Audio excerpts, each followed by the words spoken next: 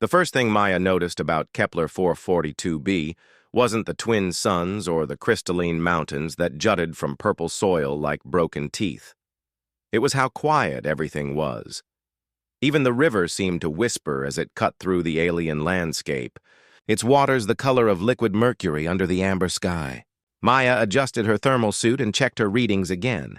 The atmospheric composition was breathable, barely, but the temperature hovered just above freezing. Perfect conditions for the xenobiology survey her team had been sent to conduct. She was alone now. The others had returned to base camp after finding nothing but microscopic organisms in the soil samples. But Maya had always been the stubborn one, the one who stayed behind when everyone else gave up. Her grandmother used to say she had the patience of a mountain and twice the determination. That's when she saw it. At first, Maya thought it was just an unusual rock formation jutting from the riverbank. But as she approached, her scanner began chirping frantically. The readings were impossible. Complex carbon chains, neural activity, and most shocking of all, a faint but steady heartbeat. The creature was magnificent and terrible all at once. Nearly 20 feet long, with scales that shimmered between deep blue and violet, it lay partially submerged in the icy water. Its massive form was locked in what appeared to be some kind of cryogenic hibernation, frost covering its elegant neck and the delicate membrane of its folded wings. A dragon. An actual, honest-to-God dragon. Maya's hands trembled as she recorded everything. The xenobiology team back on Earth would lose their minds. But as she studied the creature more closely, her excitement turned to concern. The dragon's life signs were weak and growing weaker. Whatever natural process had put it into hibernation was failing. It was dying. The logical thing would have been to document everything and return to base. Let the proper authorities decide how to proceed.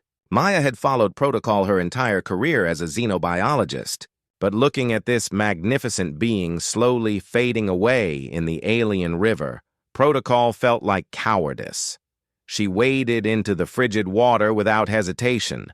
Her thermal suit provided some protection, but the cold still bit through to her bones. As she reached the dragon, up close, she could see the intricate patterns in its scales, the way its nostrils flared slightly with each shallow breath. One massive eye cracked open, brilliant gold with flecks of silver, and fixed on her with an intelligence that made her breath catch.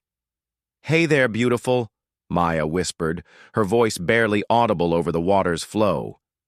"You're in a bit of trouble, aren't you?" The dragon's eye tracked her movement as she pulled out her portable heater unit. It was designed for warming samples, not reviving frozen alien creatures, but it was all she had. She positioned it carefully near the dragon's head and cranked it to maximum output. For 20 minutes, nothing happened. Maya began to worry she was too late. Then, gradually, the frost started to melt. The dragon's breathing deepened. A low, musical sound emerged from its throat.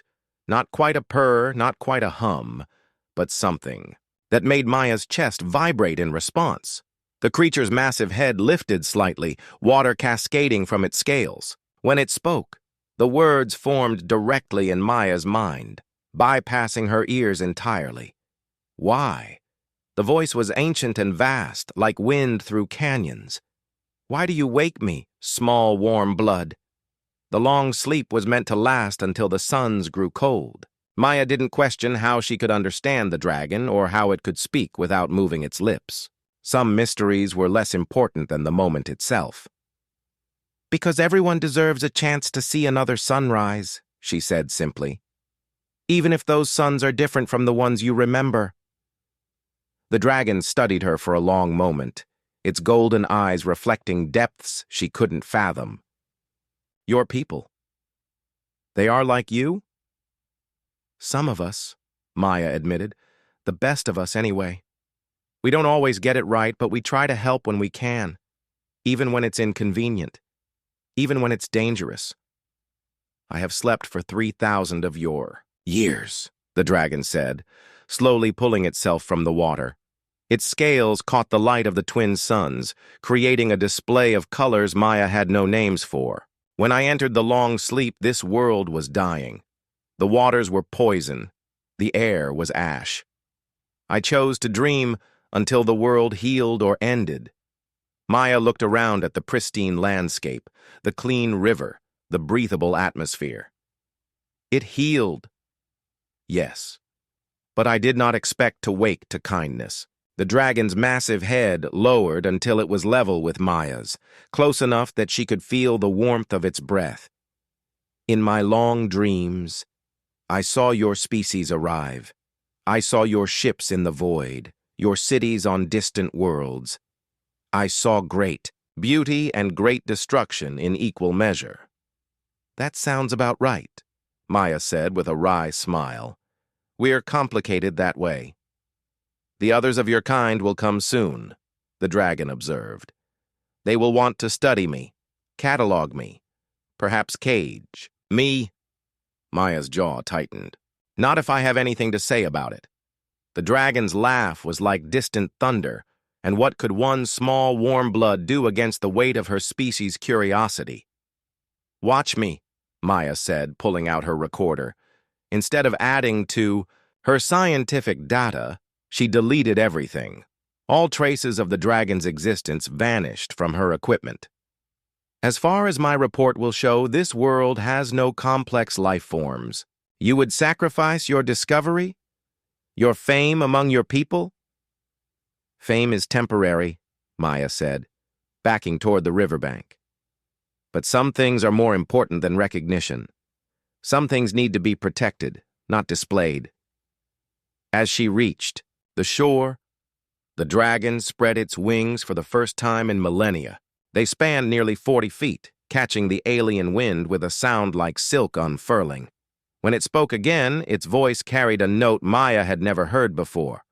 Wonder. Your kind gives me hope. Small, warm blood.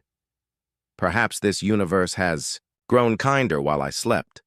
The dragon took to the sky with grace that defied its massive size, spiraling upward until it was just a speck against the amber clouds. But just before it disappeared entirely, Maya felt its voice in her mind one last time. Thank you, Maya Chen. The stars will remember your kindness. As Maya walked back toward base camp, she smiled to herself. Her teammates would be disappointed by her lack of findings, but some discoveries were too precious to share. Some wonders were meant to remain free. Behind her, the river continued its whispered song, and somewhere in the vast sky above, a dragon soared free because a human girl had chosen compassion over glory. The universe was full of mysteries, but the greatest mystery of all was the human heart and its infinite capacity for unexpected kindness.